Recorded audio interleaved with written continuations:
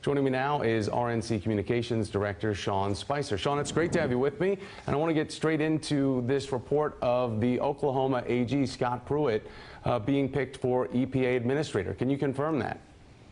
No, I can't. Until Mr. Trump puts his stamp of approval on any given nominee, it's not official. And so I mean, he's obviously an impressive individual. He's done a lot. He's someone that came and met with Mr. Trump and the team.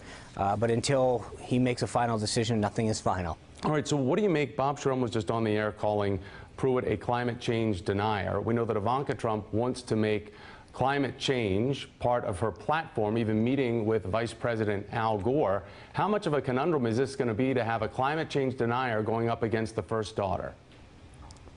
Well, let me explain. Everyone who comes into a Trump administration understands that it's the Trump-Pence agenda that is implemented, and it's Donald Trump's vision that is going to be taken and make change in Washington. So regardless of what someone's personal views are for any particular position, whether it's cabinet or otherwise, it's ultimately Donald Trump's vision and change that are what people need to come here to come to Washington and carry out. He's bringing real substantive change. You've seen the number of people that have come through this building, over 80 so far, high caliber people from a diversity of background, both political parties, foe and friend. The best quality people are going to fill a Trump-Pence administration and bring real change about. And I think that he's shown that over the last couple of weeks. So, Sean, we have Donald Trump saying this morning on the Today Show he's fairly close to announcing a Secretary of State pick. Can you confirm who the finalists are? I'm sorry, I can't.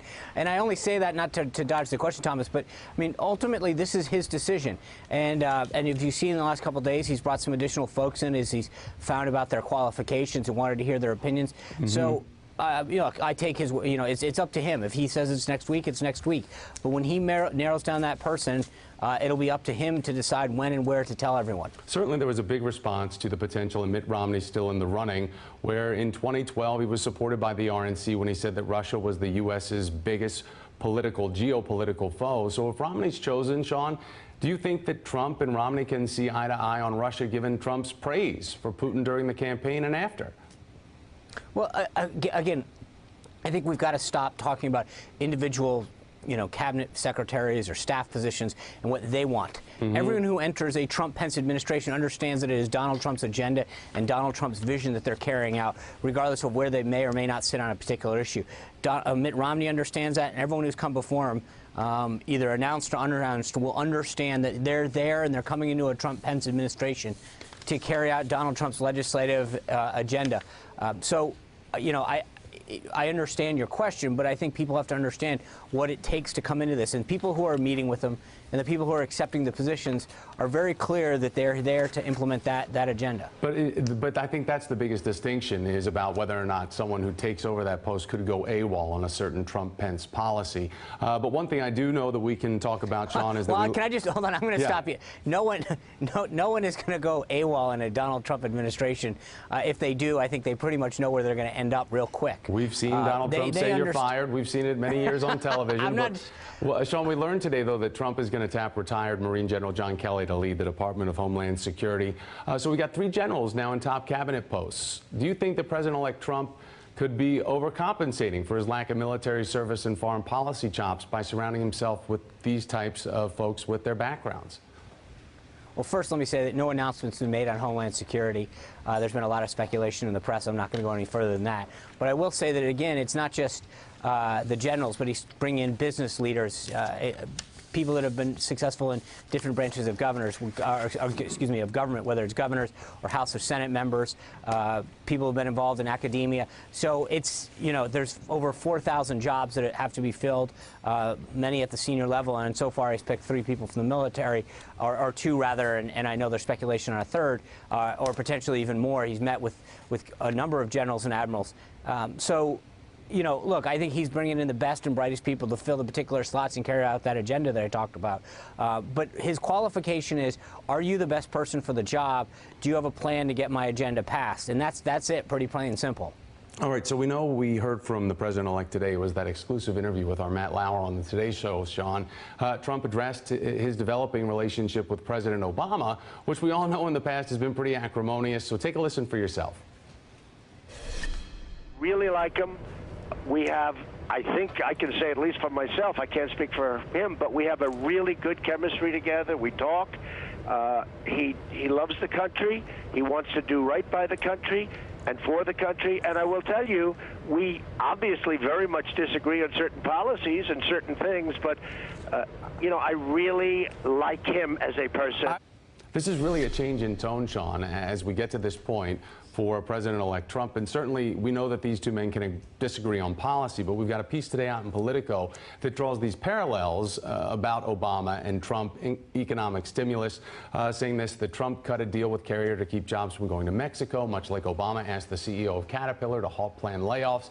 Trump said a planned upgrade of Air Force One, waste of money, while Obama said he didn't need new expensive Marine One helicopters. And Trump wants a $1 trillion infrastructure package, while Obama eventually settled for $830 billion.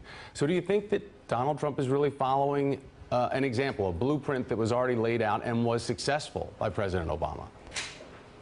Well, first, let me start with the reason that Donald Trump was on the Today Show making those comments is he was selected Times Person of the Year. It's a great honor for anyone to get chosen. I think Donald Trump understands what an honor that is. He's very humbled by it, and it's an amazing feat for the president-elect to have. So I just wanted to start with that. But second, I think that, you know, anyone right now is starting to cherry pick different actions and say, look at how they match up with somebody else. But the reality is these were campaign promises that he made. He talked about the fact that Carrier specifically, that he was going to get them to stay.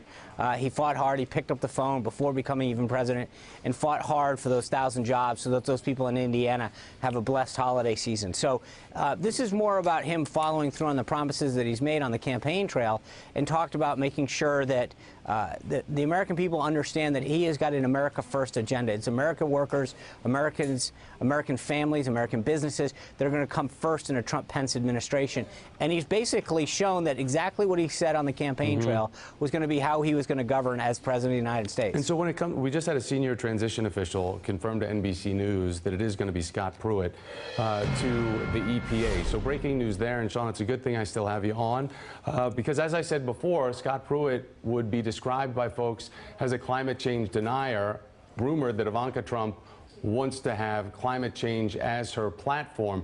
So in a Scott Pruitt-Ivanka Trump matchup, who wins? I would say that Donald Trump wins, and because look, I mean, again, I understand the question, Thomas, but this is the third time that we've talked about it. I don't care what job you take in a Trump administration.